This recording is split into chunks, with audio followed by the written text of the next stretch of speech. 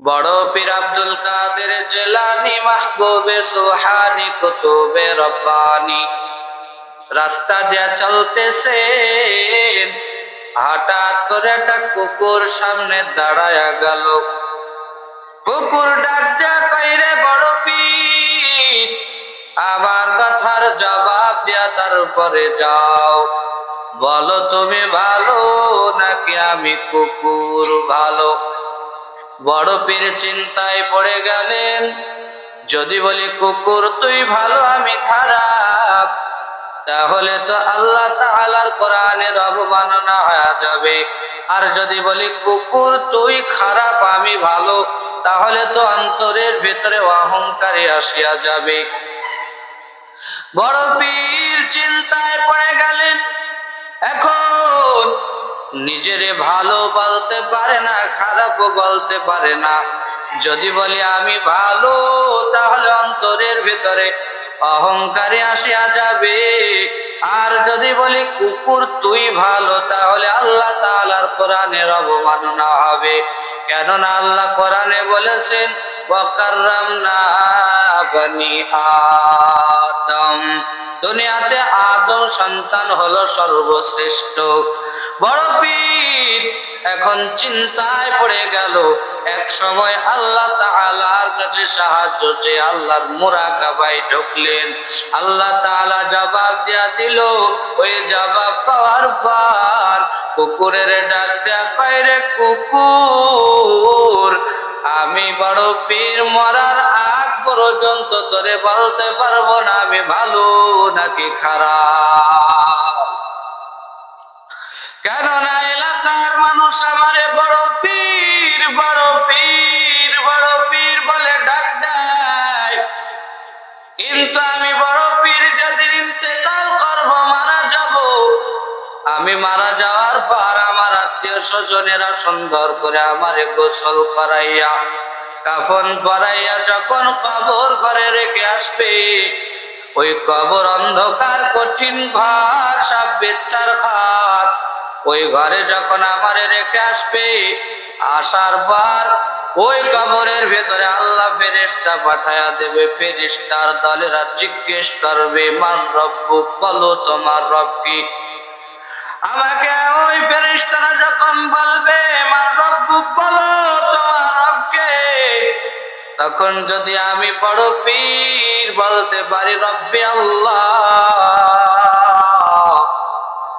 যদি আমি বলি আমার রব ছিল আল্লাহ, তারপরে ফেরেশতারা বলবে ও মান নবিয়ুকা, বলো তোমার নবী কি? ফেরেশতারা যখন বলবে বলো তোমার নবীকে, আমি যদি বলতে পারি ওয়ামান হাজার রাজূল, আমার নবী ওই তো সেই নবী যে কবরের ভিতরে দেখা যায়, ওই সেই মানুষটা। কিংবা ওয়ামান নাবিয়ুকা, আমার নবী ছিল মুহাম্মদ সাল্লাল্লাহু আলাইহি ওয়াসাল্লাম, আল্লাহর নবী, তিনি ছিলেন আমার রাসূল। আমার নবীকা, নবীর পরিচয় যদি আমি দিতে পারি, তারপরে আমারে জিজ্ঞেস করবে দুনিয়ার বুকে আমার দিন, তোমার দিন কি ছিল বলো। তখন যদি আমি বলতে পারি দিন আল ইসলাম, আমার ধর্ম ছিল ইসলাম, তাহলে আমি কামিয়াবি হয়ে যাব, কবর প্রশস্ত হয়ে যাবে। তখন আমি বলতে পারবো রে কুকুর, তোর চাইতে আমি ভালো। আর যদি কবরের ভিতরে প্রশ্নের জবাব দিতে না পারে, তাহলে সেদিন কবর ঘর আমার জন্য অন্ধকার কঠিন সব বিচ্ছার ঘর হয়ে যাবে। ওই কবর ঘরে আগুন ভরে যাবে, কষ্ট পেতে থাকবো, সব বিচ্ছায় ভরে যাবে। আমারে যখন জিজ্ঞেস করবে, আমি প্রশ্নের জবাব দিতে পারবো না। আমারে বলবে বল যে দুনিয়াতে তোমার রবকে ছিল, আমি যদি বলতে না পারি লাদ্রি লাদ্রি, আমি কিছুই জানি না। আমার নবীর পরিচয় দিতে বলবে, আমি যদি না পারি তাহলে সেদিন আমি বলবো না কিছুই জানি না। দ্বীন আল ইসলামের কথাও যদি বলতে না পারে আমারে জিজ্ঞেস করবে, ওয়া দ্বীনুক, বলো তোমার দিন কি। যদি আমি বলতে না পারি রে কুকুর, তাহলে সেদিন কবর ঘর আমার জন্য কষ্টের ঘর হয়ে যাবে, অন্ধকার হয়ে যাবে। ওই কবর ঘর কত কঠিন, ওই ঘরের আযাব সহ্য করার মতো ক্ষমতা নাই। ও দুনিয়ার মানুষ, নিজেরে বড় মনে করো, বড় পীর। দুনিয়ার জমিনে বেঁচে ছিলেন, নিজের একবার ভালো বলতে ভয় পেতেন। কেননা কুকুরের সেদিন বললেন, রে কুকুর, যদি কবর ঘরে আমার আযাব শুরু হয়ে যায় তাহলে সেদিন আমি বলতে পারবো তুই আমার চাইতে ভালো। কেননা তুই কুকুর, তোর কোনো আযাব নাই, তোর কোনো প্রশ্ন নাই। আল্লাহ তাআলা তোরে দুনিয়াতে কুকুর বানিয়ে পাঠিয়েছিল, আখিরাতেও তোরে কুকুর বানায়া তুরাব করে দেবে, মাটি বানায়া দিবে। ও দুনিয়ার মানুষের দল, নিজেরে ভালো মনে করো। দুনিয়াতে ভালো ভালো বলে যদি তুমি চিৎকার করো, আর যদি মানুষেরা তোমারে ভালো না বলে, তুমি ভালো হতে পারলা না। দুনিয়ার মানুষের পরিচয় দিতে গেলে মানুষেরা এই কথা বলতে থাকে যে আমি হলাম ভালো মানুষ, নিজেরে ভালো দাবি করে। আল্লাহ রাব্বুল আলামিন দুনিয়ার মানুষদেরকে জানিয়ে দিলেন যে ভালো তো ওই ব্যক্তি যে মানুষের কাছে ভালো।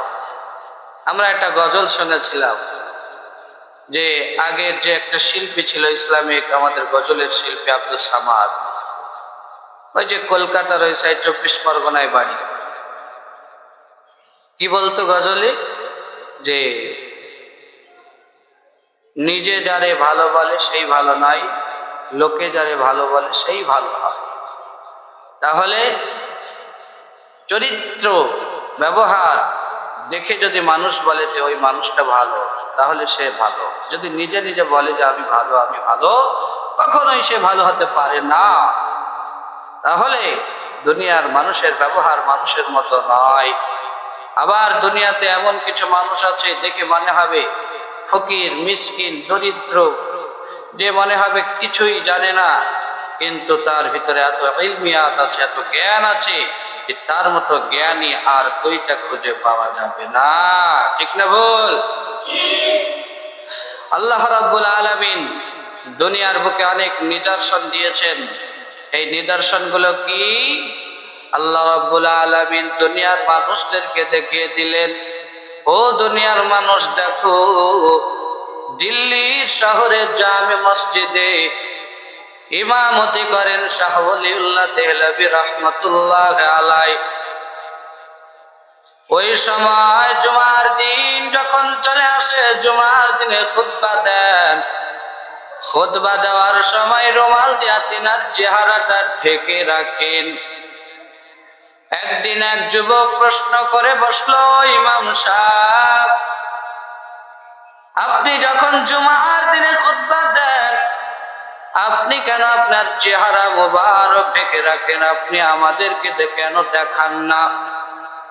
এই প্রশ্নের জবাব কিন্তু আজকে আপনার দিতেই হবে।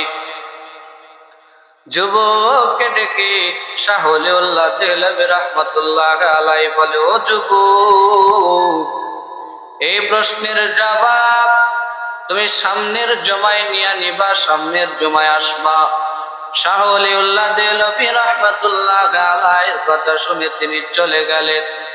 সামনের জুমাতে আসলো, যুবক আগে রেডি হয়ে গেল, সুন্দর করে গোসল করে মসজিদে হাজির হয়ে গেল।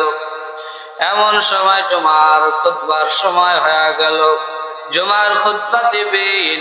এমন সময়তে শাহ ওলিউল্লাহ দেহলভী রাহমাতুল্লাহ আলাইহির মনে পড়ে গেল প্রশ্নের কথা।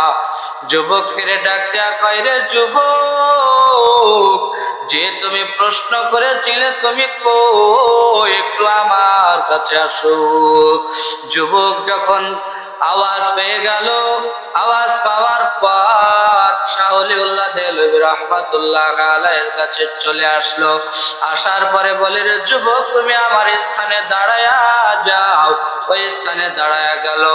বলে, দিল্লির শহরের দিকে তাকায়া দেখো। দিল্লির শহরের দিকে তাকায়া দেখে কত মানুষ জুমার দিনে জুমার নামাজ পড়তে এসেছে, কত মানুষ।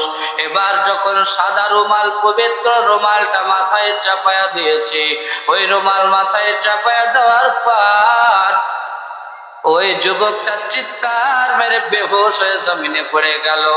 শাহ ওলিউল্লাহ দেহলভী রাহমাতুল্লাহ আলাইহি তখন একটু পর ওই যুবকের যখন হুঁশে আসলো, যুবককে ডেকে বলে, যুবক, তুমি কেন চিৎকার মেরে জমিনে পড়ে গেলে? যুবক তখন ডাক দেয়া কয়, হুজুর, আমি যখন দিল্লির শহরের দিকে তাকাইলাম, দেখলাম কত মানুষ দেখা যায়। আর যখন আপনি পবিত্র রুমাল আমার মাথায় চাপায়া দিলেন, এই রুমাল চাপানোর পর আমি দিল্লির শহরের দিকে তাকায়া দেখলাম কত মানুষ দেখা যাচ্ছিল। ওই মানুষগুলোকে আর মানুষ দেখা যায় না, সেই মানুষগুলোকে কুকুর আর বানরের স্রোতে দেখা যায়। ও দুনিয়ার মানুষ, মানুষের মতো ব্যবহার যদি আমাদের না থাকে, তাহলে মানুষ রূপে পরিচয় তুমি কখনোই নয়। দুনিয়াতে আল্লাহ তাআলা বলেন, দুনিয়ার জমিনে আল্লাহ রাব্বুল আলামিন মানুষদেরকে পাঠিয়েছে। মানুষ হলো সর্বোত্তম, মানুষ হলো সর্বনিকৃষ্ট। মানুষের ব্যবহার যদি মনুষ্যত্ব ভেতরে থাকে মানুষ, আর যদি না থাকে সে মানুষ না। আল্লাহ তাআলা দুনিয়াতে মানুষ হওয়ার তৌফিক দান করুক।